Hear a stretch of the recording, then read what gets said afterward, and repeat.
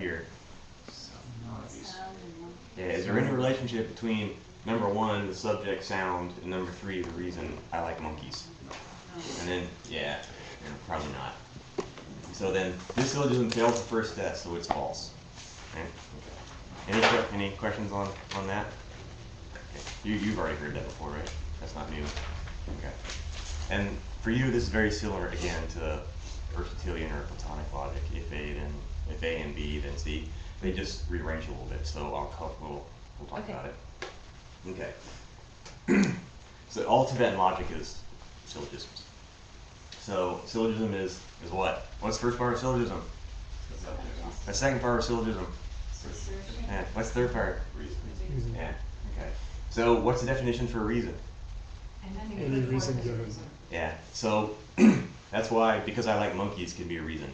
Anything you slide into slot number 3, that means it's a reason, because you just put it where a reason goes. So give me a reason. Consider sound it's changing because? I said so. The sky's blue. The sky's blue is a good one. I use that one a lot. I said so is good. What else? Today is Sunday. Today is Sunday. See, those will all be reasons. Why? Because you put them in the slot where a reason goes. So then what's the definition for a good reason? Passes the 3 tests. Yeah, it passes the 3 tests. Right? So then that's what all Tibetan logic is about. Can you write a syllogism with the 3 parts? It's okay, bless you. And then, does your syllogism pass the 3 tests? That's the whole thing. Okay. So our first example failed the first test because there's no relationship between 1 and 3, between the subject and the reason. So then number 2, so let's do this one. Consider sound is changing because it exists. True or false? True. What do you have to do? Run the test. Run the test. All right, what's test number 1? Consider sound it exists. Yeah. Is sound something that exists? Yeah. Yes. You know, because right, we have 2 problems. What are our 2 problems that can happen with the reason? One, it may not have a relationship with the subject. Yeah, good. So here we're covered, right? It refers to sound, so you're not gonna have to worry about that one, right? There is a relationship between these 2. What could the other problem be? The reason isn't true or doesn't exist. Right. Good. Thanks. If the reason is false, then it doesn't exist. If it doesn't exist, it can't share a relationship with something. That's one of the characteristics of non-existing things. They don't have characteristics. So if this, like if say I said, consider the sound of this pen humming, then would this syllogism be true or false? It'd be false. Why? Because that doesn't exist. Because it doesn't exist. This pen isn't humming. This pen's not making a sound. You know? So as it consider the sound of this pen singing, right? Then that's going to be false because this pen's not singing. So then there can't be a relationship with something which doesn't exist with anything else. So then it would fail the test. But then what's the danger of thinking that way? Do you remember? That's a good answer. Yeah. That's a good answer. But the problem is people then get locked into thinking, is this true or not? Oh. And they start to evaluate syllogisms based on, is the reason true or not? But like, for example, in this particular reason, is this reason true? Does sound exist? Yes. What's the next test? If 3, then must be 2. Yeah, so what's that here? If it exists, then it must be changed. Yeah, if it exists, then it must be changing. Is that true? No. No, that's false. How do we know? Right? Because we know half of the things that exist, I mean not literally half, but half of our chart of things that exist are unchanging things. Right? This all coming back to you now? Yeah. Okay. So if I look at this syllogism and I say consider sound it's changing, which I think some of you did at the beginning. Consider sound it's changing because it exists. Yeah, that sounds fine. That sounds fine, right? No, sound exists. Yeah, good. That's probably true. Nope. No, it's false. Because just because something exists doesn't mean it has to be changing. And then just to practice, and we'll talk about why we're doing that more later. But what's the third test? If not 2, then not 3. Yeah, good. So if 2 is not true, then 3 must not be true. So what's that here? If it's not changing, it must not exist. Yeah, good. So is that true? Give me an example. unchanging thing exists. Yeah, just give me an unchanging thing. Edgy Facts. Facts, space, emptiness. Yeah. Got it? I need to think more about this, but what is the difference between step 2 and step 3? Does it not lead to the same? Ah, yes. Very nice. That's what I keep promising to talk to you about later. Oh. But let's go ahead and talk about it a little bit now. We're going to get to a class that's totally on negation later in the course, sometime next weekend. And does anybody know why negation is important? Yes. Yeah. Helps you get used to the Gets idea cool. of loss. Yeah, for us, the cornerstone of our whole philosophical system depends on emptiness, right? And emptiness is a positive thing or a negative thing? A negative thing, right? So if we want to understand emptiness, we have to be able to think in terms of negation. We have to be able to understand negative. And we're not good at it, generally speaking. We're not, as soon as numbers get into negatives, people, like, everything goes crazy for them. They like, this is so Negative is strange. not the same as negation though. It's the opposite. It's like, it's opposite. Opposite and negation are different. Opposite So it's negation like, are different. That's it's true. negative 2 has the same value but a different direction than 2, but not 2 is the collection of everything that's not the number 2. Yeah, you mean in terms of vectors, right? If you're talking about a vector. Like then absolute it's just value. a different, an opposite direction. Yeah. Sorry. Thank you. No, that's fine. Please. I think it's important that negation is not just a negative. You know, I wasn't actually saying that negation Yeah, and but negatives are the negatives same. are What I was saying is that, confusing. like, when you go to teach math to people, as soon as you start dealing with negative numbers, they have this, like, block that they have to get over. At least that's my experience. Definitely. Yeah. So that was my point. I wasn't saying they were the same. Okay. The idea is that as soon as you start talking about a negation or negatives, for some reason there's like this mental block that people have where they're like, oh, I can't do that. You know? So we have to get over that. Because this emptiness is, like I said, it's the cornerstone concept for our whole philosophy. So we can't be like, oh, I don't want to think about that. That's going to be a big problem. So there's a lot of ways in when we practice logic and also in debating where we practice thinking in terms of negation. Because we have to get used to that concept, negating things. Because emptiness is negating something, right? I'm negating the self-existence of this pen, right? That's what our philosophy is about. This pen only exists because I see it a certain way, right? There's no pen coming from the pen, because if there was, then what? Everybody would say it's bad. Yeah, and who doesn't? Dogs. The dog, right? That's our classic example. Right? The dog sees something to chew on, he doesn't see a pen. So that's proof for us that pen is not coming from the object. It has to be actually going this way. Your mind is conceiving of this object as a pen. That's what makes it a pen. If pen was coming this way, if light was coming from the light, hitting the pen and hitting me in the eye and causing me to see a pen, then that process would work for the dog too. But it doesn't. So what are we negating? We're not negating pen, right? That would be nihilism. This is a pen, you can write with it, you're watching me write with it. But what I'm negating is where pen comes from, right? How pen occurs to me. Penness. Penness, exactly. So what we do then when we're doing number 3 is we're practicing negation. That's one reason, for example, why. Don't skip this one, because in my experience, I thought I almost had one actually last week.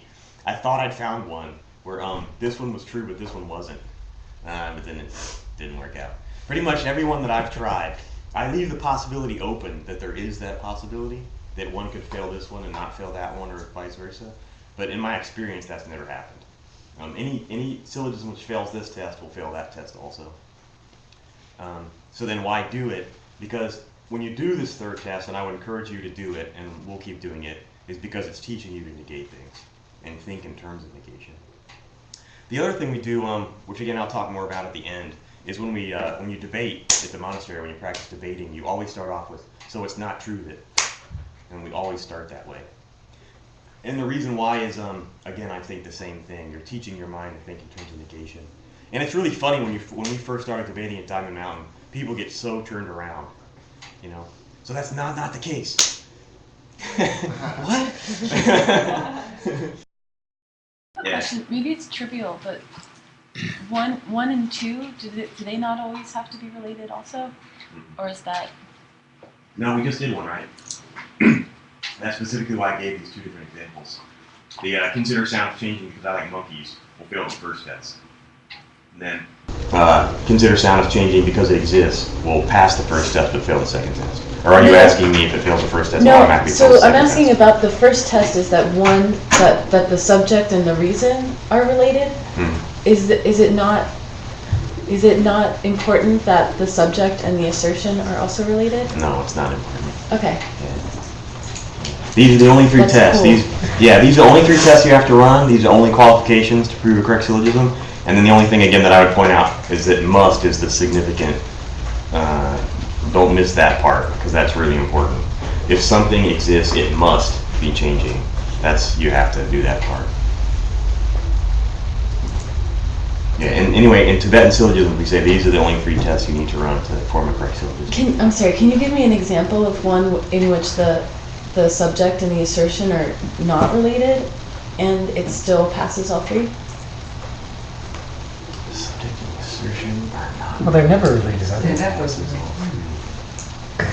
They're never related. They don't have to be. Honestly, I've never thought about that before, so give me a second. Okay, I mean, it doesn't have to be now. Yeah, let me think about that one a little bit and I'll get back to you. Because it probably is going to be true that it will always be related. Because if these two are related and this applies to that, then it's going to be related. What about the See what I'm boss saying? rule? But you don't so- have to do an independent test So to it's check embedded that. in the first rule. Okay. Yeah. I think these two relationships are going to imply that one. Okay. Yeah. That's neat. That's like an exercise. It's Yeah. pretty meta. Yeah, cool, thanks. Isn't that the whole question though, really, if they are related? I mean, that's... Yeah, that's what you're trying to prove. Yeah. I mean, that is what we're trying to prove if that is related to that. Okay. Yeah, cool, thank you. Okay, so let's do a new one.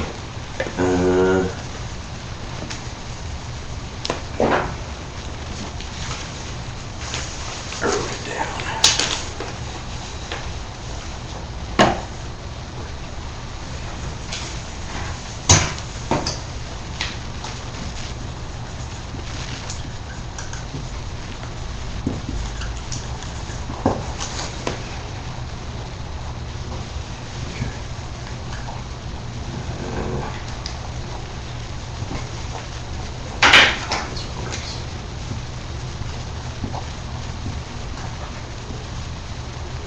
So we did a lot of cause and effect proofs yesterday. I thought we said yesterday, I skipped a little bit ahead, but we were talking about how between any two things, if they share a relationship, that relationship must be one of two kinds. It must be cause and effect relationship, or it must be a relationship of identity.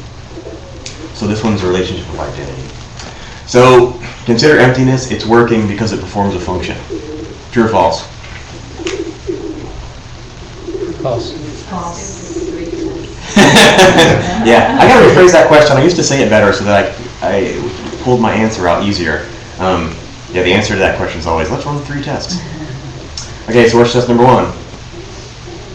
Failed that. Reasoning. Yeah, so the relationship between 1 and 3. So is it true that emptiness performs a function? No. No. How do you know that it doesn't? Because it's unchanging. Using your chart. Yeah, exactly right. So if we come over here, this is our chart. It's kind of messy. Let me clean this up a little bit. We don't need this one. So why don't unchanging things perform functions again as if? I mean, is it because in performing the function it would have to change? Is that always Yeah, that's always going to be true. Just because it can't be an active agent or... Yeah, as soon as it does something, it changed. So it can't be the case that an unchanging thing does something. So these like we said yesterday when we were doing categories, these have to be, excuse my French, mutually exclusive. They have to be opposite. To be one is to not be the other. So then, like we said, these have to be to one is to be the other. So then this has to be opposite of any of those things, okay, automatically by definition. What about something that's like something that is like a catalyst, something that kind of gets involved and makes two other things change, and then it That's- goes back to the way it was. We're coming to it. That's going to be the class on cause and effect. Okay. If I don't answer that, ask me again. Okay. For now, let's just say I'm just trying to pitch you on memorizing the chart. That's basically what we're doing right now, trying to show you the efficacy of putting the chart in your brain. Like I said, so that the 13-year-old monks, when you give them the syllogism, they're like, bam, false. Why? Because emptiness goes over here, and performs a function is the definition for what? Changing things. That's actually true, but Working things. yes. Yeah. Yeah, performs a function is a definition for working thing. I can't tell you were wrong, because one characteristic of synonyms is that you can swap out their definitions. Okay. Like, so the definition for working thing is effectively the definition for a changing thing. But what's the definition for changing thing? And that's Yeah, which is what in English? Change instantly. Yeah, it changes moment to Moment to moment, moment, right? A changing thing must be changing moment to moment. Every instant it's changing. Even if we can't see that change, we know that it must be doing that, right? Atoms are flaking off of it and whatnot. Right? So you can do that. You can, because these things are synonymous, you can use the definition for either if you want. But yeah, technically working, definition performs a function. So you say, consider emptiness, it's working because it performs a function. Then the 13-year-old monk goes, performs a function, the definition for working, that's opposite of unchanging. No, there's no relationship there. See? Very simple, very easy. You don't have to sit around and, like I know Western Buddhists have been studying Buddhism for 20 years, and if I give them the syllogism, they'll just, well, I don't know, and what about this, and I gotta think about that. No, it's actually quite simple. Just memorize the chart. It's easy. Okay. Okay, so fails the first test. Is this a problem for anybody that this fails the first test? What if I take this out? And this is for a little bit for the insiders, it's okay. Consider emptiness, it's a working thing because it gets you to nirvana. Ooh. Now is it a problem for you? Yeah. So what do you think? True or false? False. I want to run the test. Thank you. Yeah. That's the first test. Consider emptiness. 1 and 3. Yeah, 1 and 3, right? So what's that here? It's emptiness, yeah. Going somewhere. Does emptiness, Yeah, you just- what did I write? Yeah. God, I can't read my own handwriting. That's so terrible. That says guess, right? Does that say guess? It's supposed to. Is it true that emptiness gets you to nirvana? No. Not necessarily. Emptiness. It's not true. Emptiness. Well, it's Yeah. not, you don't get it, you. No, it doesn't. You have to get it. You mean- Emptiness you directly mean- gets you to nirvana. Yeah. But you're talking about. Yeah. Yeah, that's the trick. No, we always do this when we're teaching debate at Time Mountain. This is the first one we always give people. Because our whole mantra, right, is you have to see emptiness directly to get to nirvana. You can't get to nirvana if you don't see emptiness directly. Not possible.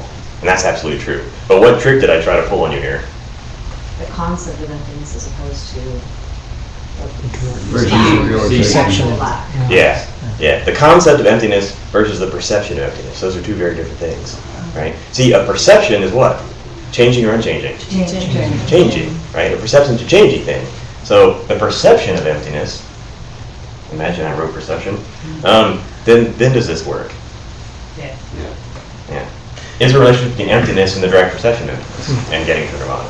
Yes, of course. Yes. Actually, let's put it here. That's easy. That one. If the perception, though, of emptiness, Perception of emptiness. would it have to be touching the conception of emptiness? Well, of course, it holds it as its object, and we'll do that. That's part of today, too, later today, this afternoon. The last thing we'll do today is subject and object distinction. Okay, so let's run the true or false.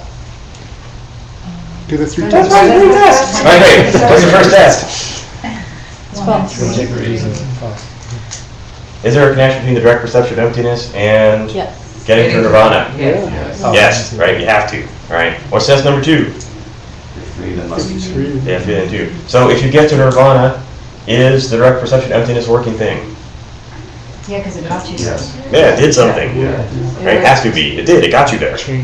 Right, so that's cool. And then for practicing negation, what's number 3? It's not working, then it doesn't get you to nirvana. Yeah. Which is true or false? True.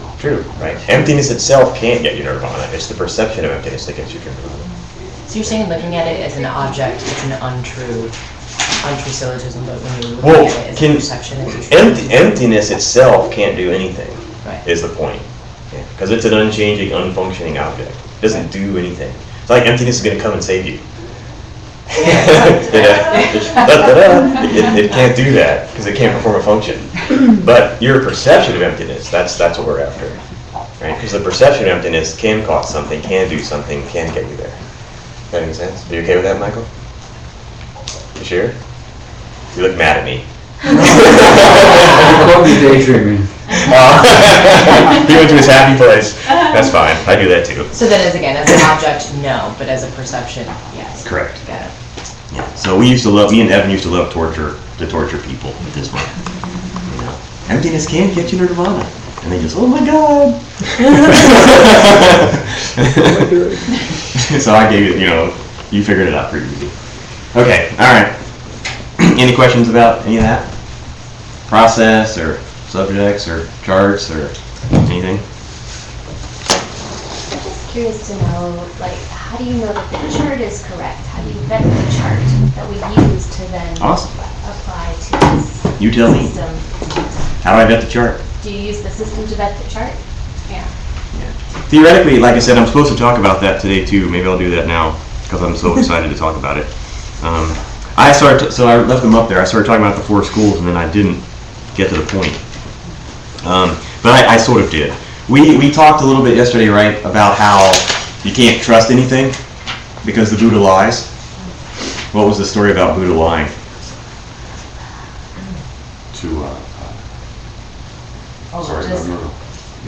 In which he told someone that it was okay that he killed his own father and that God could become on our heart. Yeah. Yeah, right. He'll tell you things sometimes just to lead you to the next step. How many flavors of Mahamudra are there? Does anybody know? 6. 6, right? So which one is right? 6. 6, right? So what are the first 5? Also right. Yeah, we have to be careful, right? I was going for, you could say lies or untruths. You have to be careful, right? But they are all correct. All the information in the 6 flavors of Mahamudra is correct. Like, it is true that things will change, as long as you're talking about a changing thing. It is true that the subject and object come from the same seed. Like, those things are all true. They're just not descriptions of emptiness. The first 5 are not working descriptions of emptiness. Only number 6 is. Does that make sense? But it's not that the first 5 is actually wrong. They're not wrong. It is correct information. It's just not a correct description of emptiness. And they're all negations or phrases negations. No, right? well, are they? Are they not? Good There's question. not a thing that doesn't change. There's not a. Oh, well, you're phrasing it in terms of negation. Quite nice.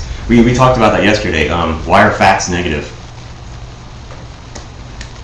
They don't change. Well, that's what leads us to the observation that perhaps they're negative, because to our understanding, all unchanging things are negation. But what's our argument for why facts are negation? If I say everything must change, is that positive or negative? Positive. It's positive. How did you say it? There's nothing that does not change. What is that? This is double negative. It's negative, right? Yeah, it's actually positive because of negative, positive, but yeah, you use negation to describe it. So how do we know, or what's our hint that we can think of facts as negative things? Which has Because more you're ruling out information? everything else. Yes. If I say everything has to change, which is not literally true because unchanging things don't, but if I was talking about changing things and I said every changing thing has to change, right, that tells you one piece of positive information. Then what negative information does that give you? There is no changing thing which does not change, like you said. But let's do, what did I use yesterday? Right, the pen. That's easier. Let's use this. Let's do philosophical. Let's do the pen. So if I say this pen is green, what does that also tell you about the pen? It's not red, it's not blue, it's not white, it's not black. So how many positive facts did I list? 1. How many negative facts did I list? Unlimited. It could be infinite. Okay, everybody all right? Okay.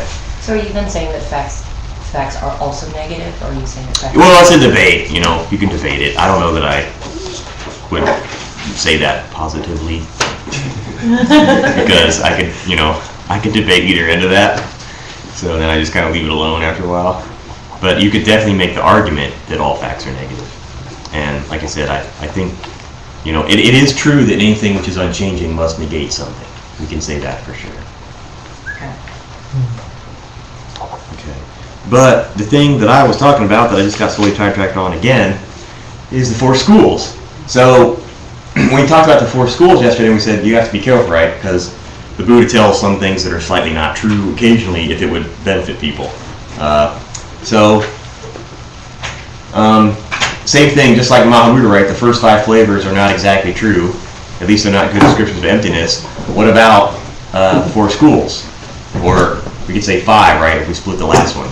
So who has the correct interpretation of emptiness? From what perspective? From the correct perspective. Yeah. Consequence. Yeah, the middle way consequence school, right? So what does that necessarily mean then about the other 5? Irrelevant. They're giving you not so great descriptions of emptiness, right? So which school does logic come from primarily? Sutras. Sutras. Yeah, sutras. Yeah, we talked yesterday about the difference between how these two view logic. But most of the information that they study in the monastery about logic comes from the Sutra school, which is only school number 2. So, getting back to your question about 10 minutes ago, how do we know the chart is true? It's actually not. Like I said yesterday, this one over here is problematic. You know, when they talk about person as being neither physical or mental but changing, that's not right. Because when they're talking about person, what is Nyingpo? Nyingpo is a concept. Brand. Tashi, it's a brand, right? It's an idea. It's a name that we call things, right? And what's the thing about Nyingpo that, like, you know, people are always going on about? You know, you can't find Nyingpo, right? If you look for Nyingpo, you won't find him, right? Why? It's just an idea. You know, if you look through Nyingpo's body, you're not going to find anything in there that's Nyingpo. If you look through Nyingpo's mind, you can't find anything that's Nyingpo. Right? Why? Because Nyingpo is just an idea that I applied onto a bunch of stuff. That's all it is. It isn't anything else. Right? So that's a concept. So the concepts go on this side or the concepts go on that side? The concepts go on that side, right? What was the example we used yesterday? Very simple example.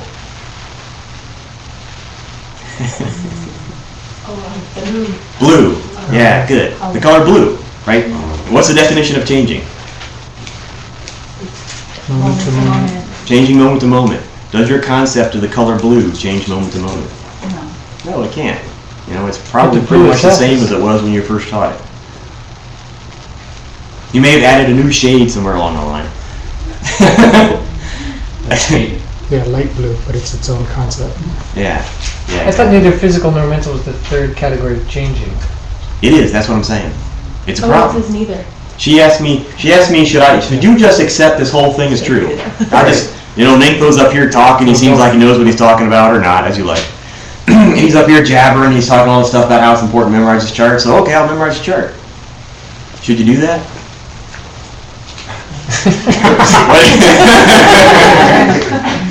But in it says physical, mental, neither, that's a concept. The neither concept, Nyingpo, that's a concept under changing, but it's also a concept under unchanging too. Well, let's see, I'm trying to back up a little bit. Okay. Yeah. I'm saying, what did the Buddha say about what he says, right? Are you supposed to just accept anything he says is true?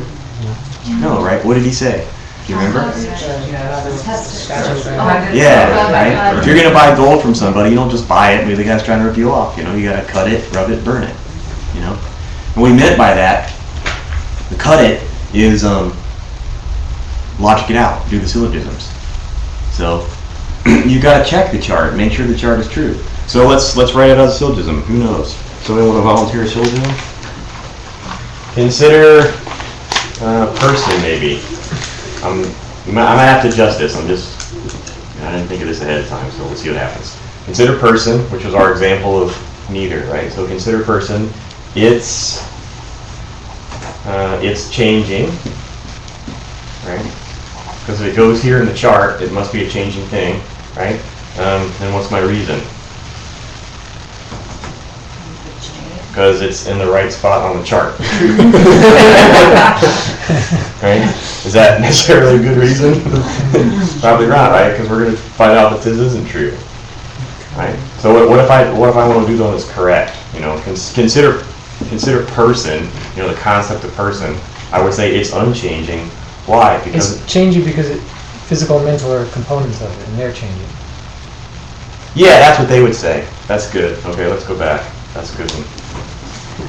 Consider, take off the quotes. Consider person. It's changing because its parts are changing. Okay. True or false? Free test. Yeah, good. Okay, so what's the first test? Which here is? Yeah. Is it true that of a person their parts are changing? Yeah, you could say that. So what's the second test? If its parts are changing, must it be a changing thing? What's it? Yeah. It depends upon the it. You know, it depends. Doesn't it depend upon how you consider? No, it's okay. Person? So we're looking for a counterexample here? Yeah. Yes. Exactly. So we're looking for something whose parts, so I'm thinking like we're- the ocean, but Close. We're looking for a part of a person which is not changing. What would that be?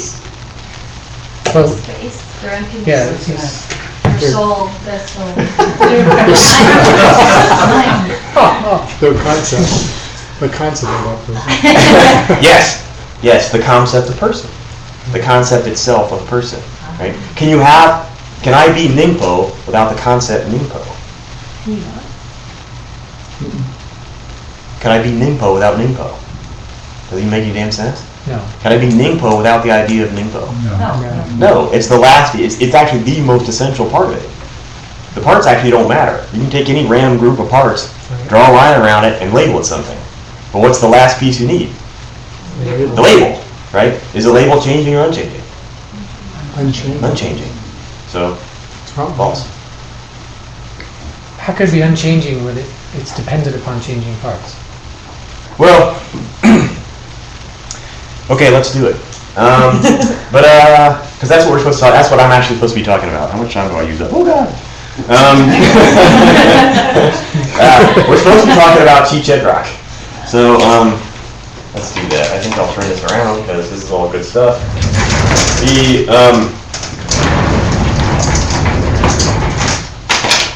You can wipe the top. Okay.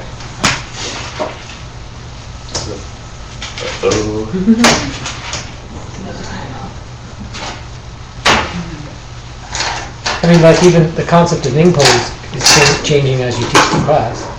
Is it?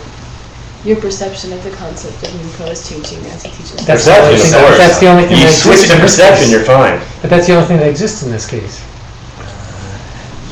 Let me ask you. There's not like a perception of Nyingpo and then a I real used it Nyingpo. to wipe up Can the you see coffee. from your perspective where I put my tissues? I used it to wipe up the coffee. Oh, you did. You want to wipe it? Yeah. Maybe it's like the blue thing, a different one. Yeah, light blue. We talked about it yesterday, right? Does Nyingpo change? When Nyingpo's shoulder gets injured, does he accept that change? Or does he get angry? Or frustrated or upset? He gets upset. Why? Because his concept of Nyingpo doesn't include injured shoulder. See, one way of describing how we suffer is to say you grab onto the label, right? So I apply myself to Nyingpo. Who's Nyingpo? Nyingpo's nice, happy, smart, intelligent, healthy, right? So then when anything challenges that, then what do? I get upset because you're challenging my concept of Nyingpo. The concept changes the same, but the circumstances are what it's like. Yeah. So the concept doesn't fit the circumstances. But then your idea of Nyingpo as a 10-year-old would have to be the same as now. Not necessarily, right? You just build into your concept of Nyingpo that, he'll never look older, but he does age. But built in reflects a change. Yeah, but it's part of, that could be a part of a concept, right? You can build into a concept that you know. Yeah, but it'd be a changing thing then. No, it wouldn't. It'd still be a concept. Just because the concept has the characteristics of including something changing doesn't make the concept not You changing. can't add to the concept without it changing. That's true. But then what you're talking about is something impermanent going out of existence and not a unchanging thing changing. Then you could use that argument to say nothing is changing. You can No, also no, say because you something gotta happens. remember, what's the definition for changing? Moment to moment. That would Moment to exactly moment. makes sense, moment to moment. Right? So, does the concept of Nyingpo change moment to moment? Yeah, How? because you're referencing it separately. I mean, it's always something new. There's no like one flat. It's seen differently by other Well, you people. think about it, but my argument is that it doesn't change, and that's why you suffer.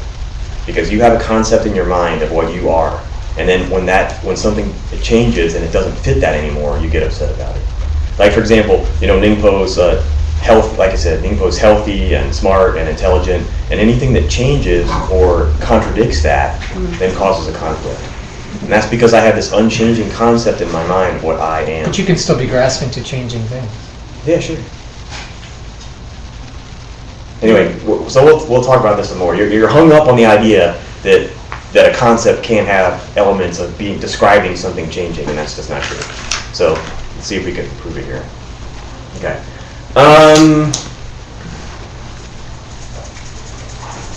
Logic it out. Yeah. I'm just thinking how I want to start. So there's we'll see who's in. So this might. Where do I start? Okay. Why is teach ed important? Does anybody know? Can you spell that again? Where is what? Yeah.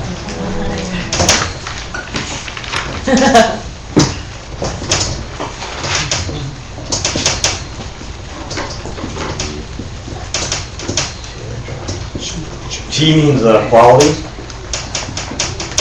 and cheda means characteristic. So that's how we usually translate it anyway. I thought about this a lot this morning. Actually, I was really struggling with it. I don't want to give you a lot of Tibetan because I know it's difficult. You know, do a lot of traveling and have been overseas. And we were in China one time, and Geshe Michael was telling us, and we were all towards the end of the tour. We were all getting really tired and worn out, you know. And yeah, better one.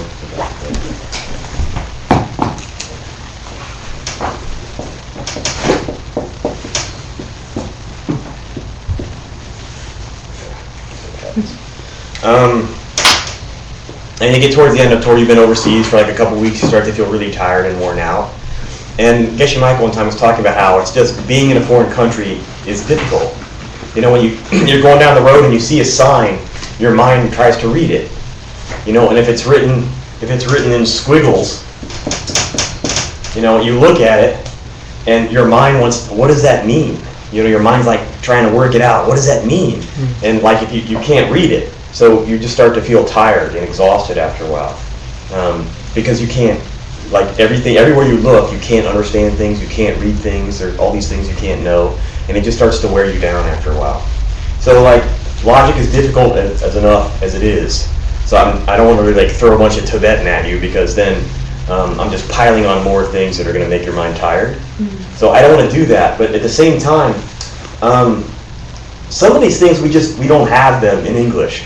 You know, like I can make up an English word and we can start using it, you know, but we don't have this concept really. I mean, set theory is pretty close, but we don't really have these concepts in English.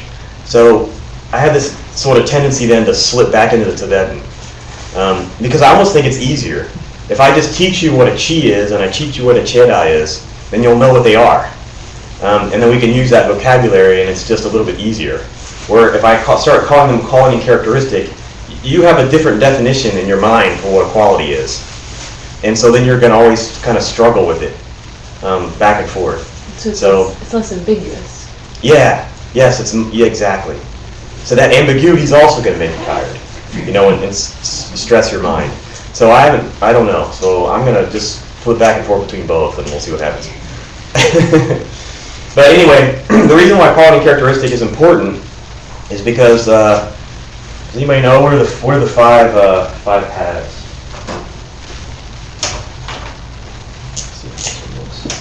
What's fact number 1?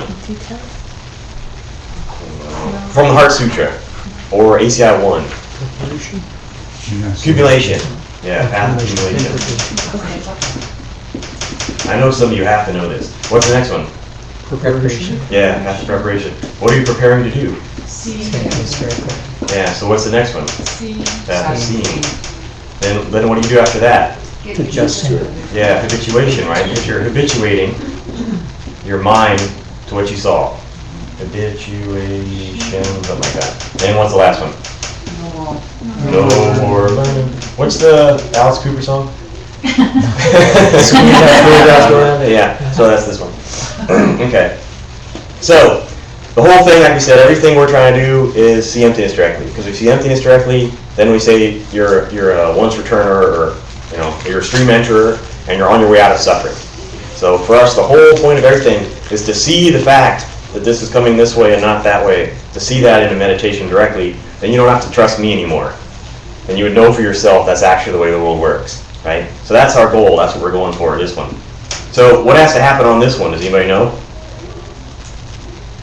There's three parts to this one. 4 parts to this one.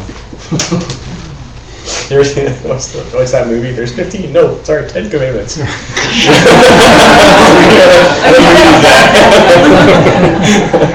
I forget now. Is it Life of Brian? Yeah. Anyway. Sorry, more Tibetan. Number 4 is called Chuchok. And Chuchok means highest object.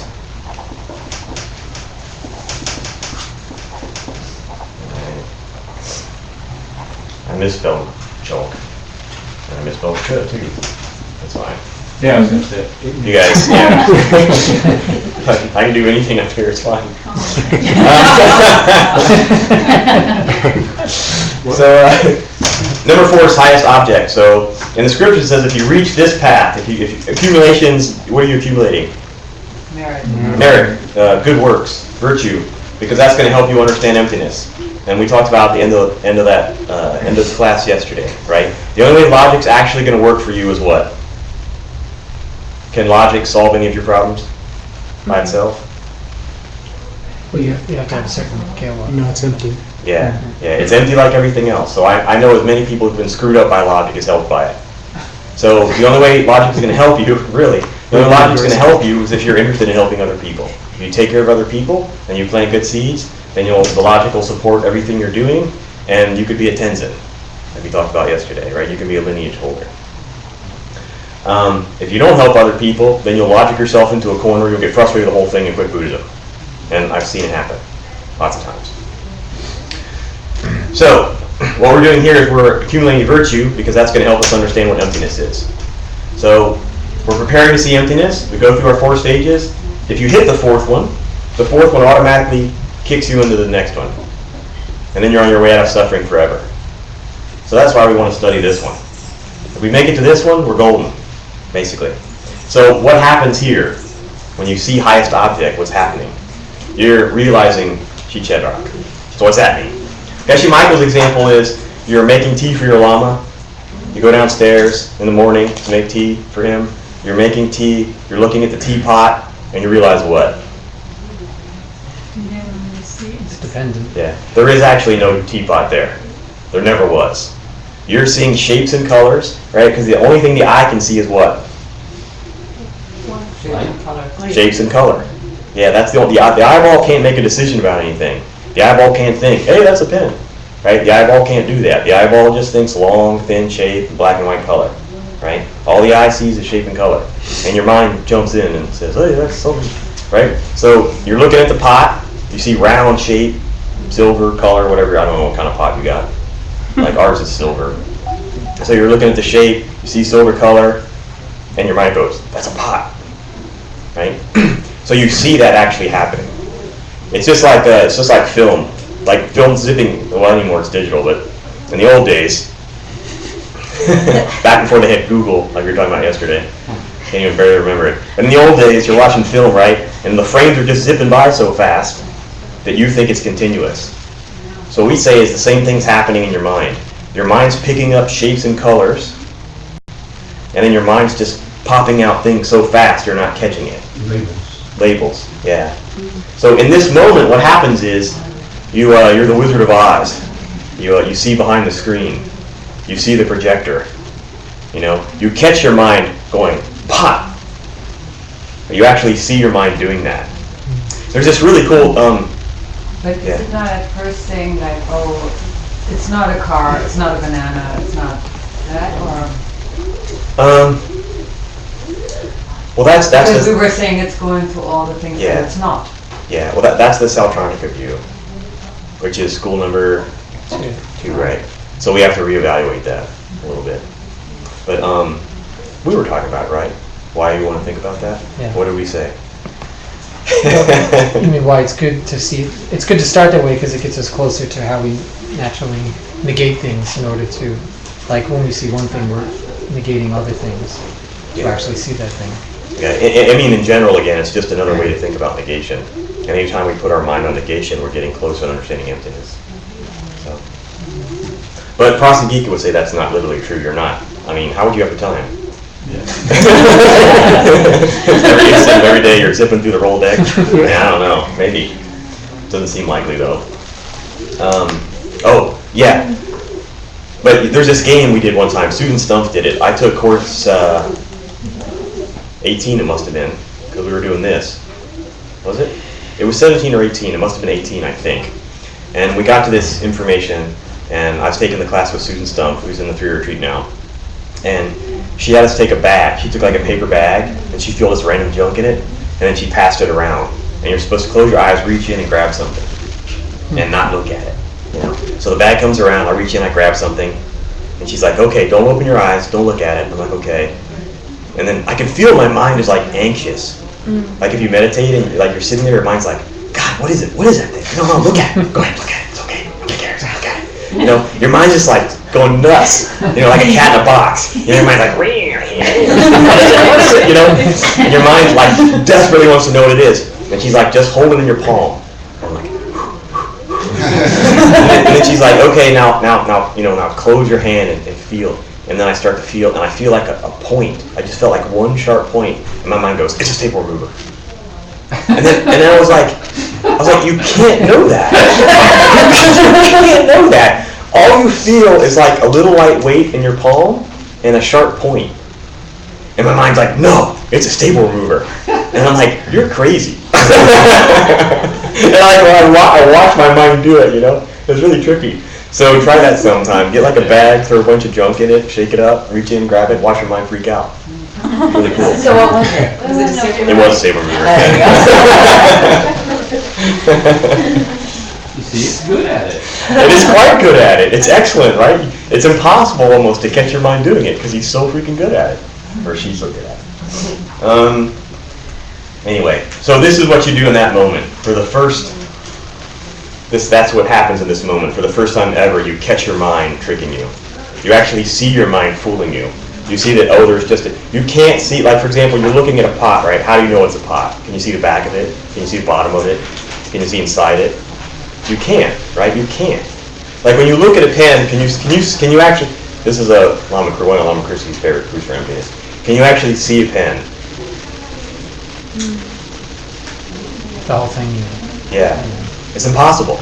Because if you're looking at the top, you can't be seeing the bottom. If you look at the bottom, you can't be seeing the top. If you're looking at the front, you can't be seeing the back, right? Your mind's just taking little bits of information, gluing them all together, and saying that thing's a pen. Like my other favorite example is like if you think word in your mind, what are you doing?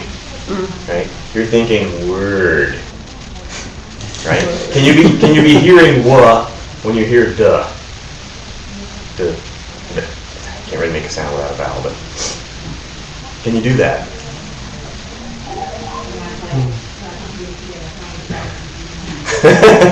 No, it's impossible. When you're hearing the what, you're not hearing the duh.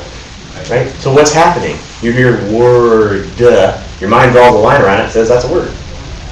When you're learning, if you're learning a new foreign language, or try to learn a new foreign language, what's the first thing you have to be able to do? What's the most difficult thing when you're first learning a foreign language? Separating the sounds. right? Because so if I'm talking right now in English, and you're learning English, what do you hear? I'm learning on English. Like it's all just like one word. You know, you can't hear the divisions, right? And it's impossible. The first like breakthrough you have when you're learning a foreign language is when you can start to hear the words, right? When your mind can start to split them apart. Why? Because if you can't do that, you can't understand anything. The flip side of that is, yeah, your mind's just making the whole thing up. Your mind's just hearing stuff, and yeah, I know what that means. Really? It's just a what and a duh. Doesn't mean anything. Your mind's just adding all that. Make sense? It's trippy. It's cool. Okay. So anyway, that's the reason why you're supposed to get interested in studying Chicheta. Because if you catch that, if you catch your mind doing that, and you're getting close to here, if you get close to here, you're getting close to there. If you get close to there, you're on your way out. No more suffering. Sound good? Okay, let's take a break. Take a little break, and then we'll actually study it. So get some tea, stretch a little bit, do a twist. And as always, I'll sit up here, and if you have questions or want to say hi or something, I'll just sit here for a couple minutes.